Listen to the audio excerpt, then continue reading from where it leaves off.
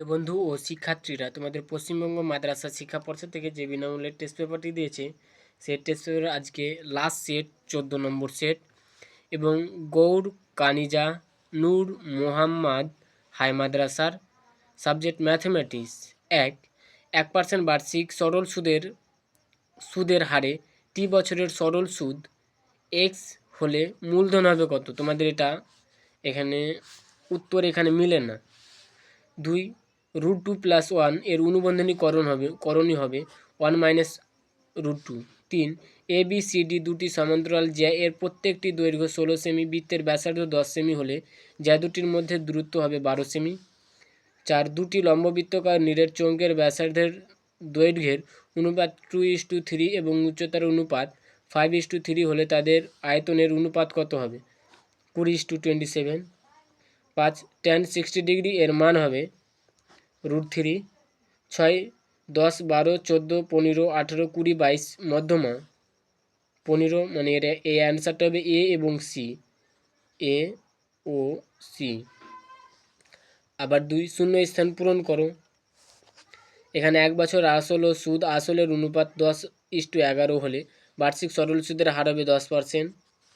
2 x+2 এবং x-3 এর মধ্যে সমানুপাত x হলে x এর মান হবে 6। 3 সমকোণী ত্রিভুজের অতিভুজকে ব্যাস করে বৃত্ত অঙ্কন করলে বৃত্তটি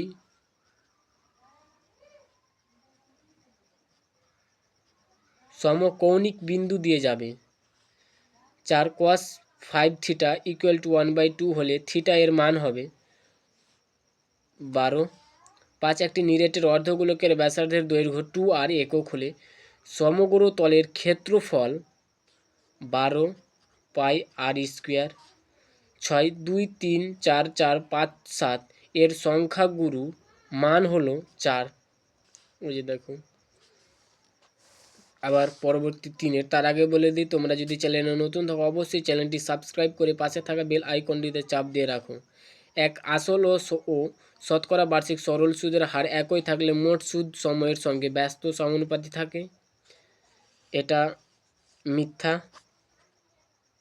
2 AB/C², BC/A² এবং CA/B² এর যৌগিক অনুপাত 1:1। হ্যাঁ, এটা সত্য। 4 একটি 3 কোনো চতুর্থভুজের বিপরীত কোণ পরস্পর সম্পূরক হলে চতুর্থভুজটির শীর্ষবিন্দুগুলি সমশতাংশ হবে। হ্যাঁ, এটাও সত্য।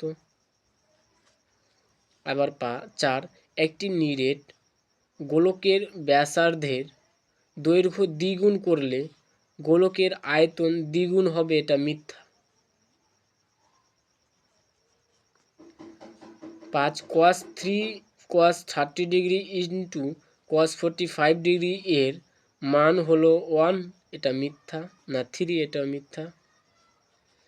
6 3, 14, 18, 20, 5 তথ্যের মধ্যমা 18। এটা মিথ্যা। প্রিয় বন্ধুরা, আমরা আজকে ম্যাথমেটিক্সের সেট নম্বর 14 লাস্ট করলাম। এরপরে তোমরা এই যেগুলো ম্যাথমেটিক্স স্কুল আছে ওগুলো অবশ্যই 100% পড়ে যাবে। তোমরা অবশ্যই করে যাবে এবং চ্যানেলে নতুন হয়ে থাকলে অবশ্যই চ্যানেলটি সাবস্ক্রাইব করে পাশে থাকা বেল আইকনটিতে চাপ দিয়ে রাখবেন। পরবর্তী ভিডিও পাওয়ার জন্য অবশ্যই তোমাদের নোটিফিকেশন চলে যাবে।